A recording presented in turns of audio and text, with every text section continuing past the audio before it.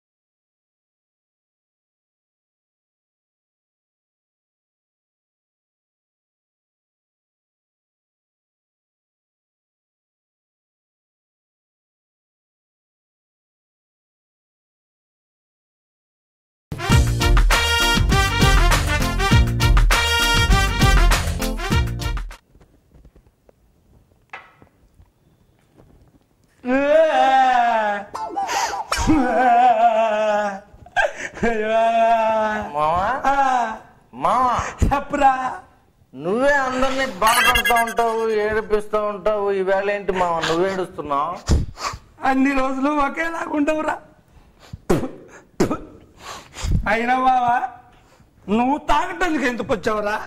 ఏం లేదు మామ, మా ఆవిడ ఊరెళ్ళింది. ఊరెళ్ళిందా?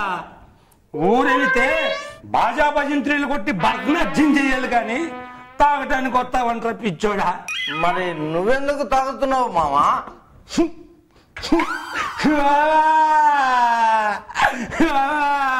ఊరుగా మావా, నువ్వు ఏడుస్తుంటే నాకు కూడా ఏడిపోతుంది మావా. పక్కింటాడు కూడా ఏడ్చేవాళ్ళు మావా, అయినా కూడా మీ చెల్లెలు వదిలిపెట్టేది కాదు మావా, ఎరగుమ్మేది మావా. అవును మావా, మీ ఆవిడ నిన్ను ఎరగుమ్ముతుంటే నువ్వేం చేయవమ్మా? ఏం చేయకపోవటమేంది, చెప్పుల దగ్గరికి వెళ్ళిపోయేవాడిని.